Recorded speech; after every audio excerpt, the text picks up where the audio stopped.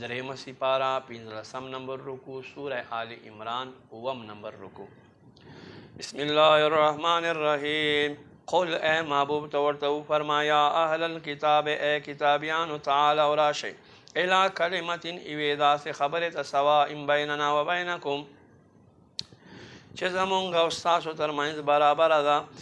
اللہ نعبد ادا چه مونگ با عبادت نکو الا اللہ ای غیر اللہ اللہ نا علاوہ ولا نشرک به شیئا مونگ با پد سرسوک شرک نگرزو ولا یتخذ بعضنا بعضا اربابا من دون اللہ او مونگ با نگرزو بعض زمونگ لباز نخدایان اللہ نا علاوہ فإن تولوا پس کچیر دوی مخو گردوی فقولوا اشهدوا بیاورتو تاسو گواشی بأننا مسلمون بے شک من مسلمان یا اہل الکتاب اہل کتاب لما تحاجون فی ابراہیم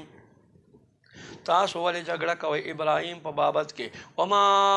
انزلت التورات والانجیل او ندی نازل شوی تورات و انجیل الا من بعده مگر دا ابراہیم نرستو افلا تاخلون آیا تاسو عقل نلرے ہا انتم ہا اولائے آیا تاسو اغا خلق ہا ججتم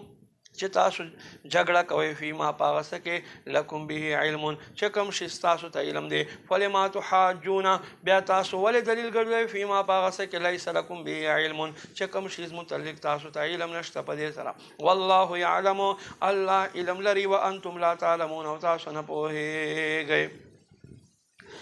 ما كان إبراهيم يهوديا ولا نصرانيا نو إبراهيم يهودي أو نو إبراهيم نصراني ولكن كان حنيفا مسلما لكن دايو هر باطل نپاک بار باطل نجدا مسلمان وما كان من المشركين او داينو المشركان إن أولى الناس بإبراهيم بشكل وارو نزدي فخلقو کی ابراہیم تعالی الذین خلق اتبعوا چادر تابعداری وکړه وهذا النبي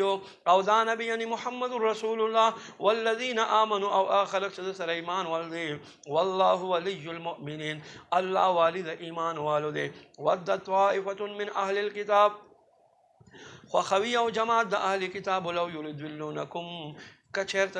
کوشش کوي دوی چرته تاسو گمراه کی وما یضلون او دوی نو گمراه کوي الا انفسهم مگر ځانونه خپل وما یشورون لیکن دوی په نه لري یا اهل الكتاب اهل کتاب لما تکفرون بآیات الله ول تاسو الله آیاتونو انکار کوي ول الله آیاتونو سره کفر کوي وانتم تشهدون او تاسو په خپل باندې گواهی یا اهل الكتاب اهل کتاب لما تلبسون الحق بالباطل ول تاسو بدلوي حق په باطل سره وتکتمون الحق او حال دا چې تاسو حق پټوي وانتم تعلمون په داسې حال کې چې تاسو خبر یې